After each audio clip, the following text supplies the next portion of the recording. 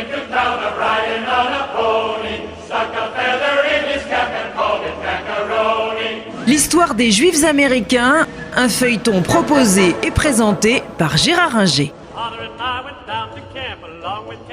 La fin des années 2000 va marquer un tournant à l'égard d'Israël dans la vie politique américaine.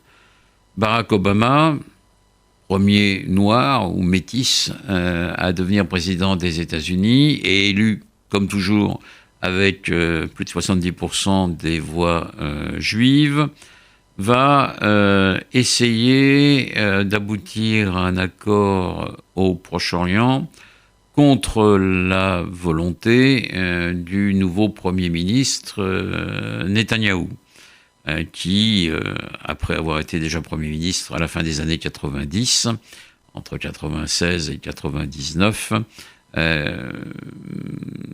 reprend le pouvoir en 2009. Obama veut aboutir à la paix, mais considère qu'on ne pourra pas faire la paix sans les Palestiniens, ce que Netanyahou réfute et refuse. Après quelques tentatives de compromis entre les deux hommes, rien ne sera plus comme avant, non pas sur le plan militaire, les États-Unis vont continuer à aider Israël, mais parce que les deux hommes ne s'entendent absolument pas et se détestent cordialement, au point qu'on verra Netanyahou aller aux États-Unis sans rencontrer Obama pour faire des discours devant le Congrès américain, ce qui est pour le moins un manque de courtoisie élémentaire.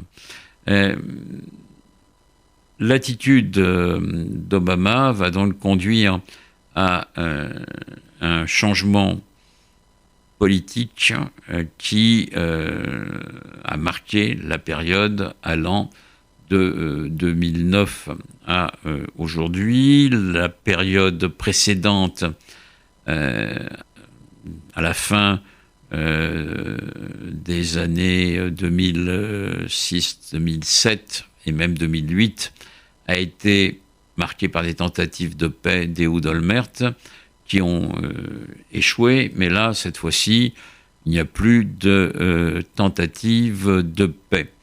Cela va entraîner des mouvements dans la communauté juive américaine.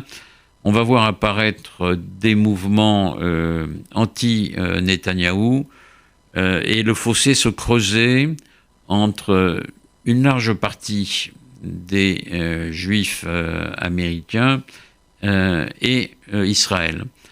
On va trouver d'un côté des milliardaires comme M. Adelson qui vont soutenir la politique des implantations dans les territoires palestiniens menée par Netanyahou et déverser des sommes d'argent importantes, ces milliardaires votant plutôt républicains.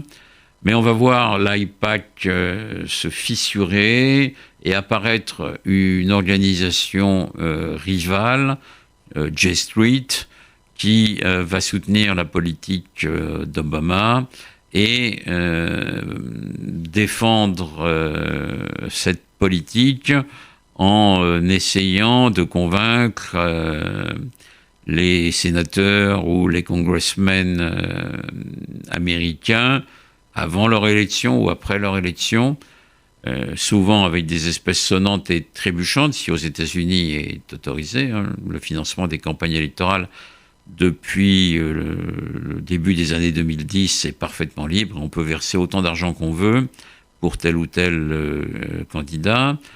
Et puis le fossé va se creuser parce que en Israël, Netanyahou, parce qu'il a besoin des voix religieuses, va prendre des attitudes qui ne vont pas plaire aux Juifs américains. L'orthodoxie religieuse qui règne en maîtresse en Israël ne leur convient pas.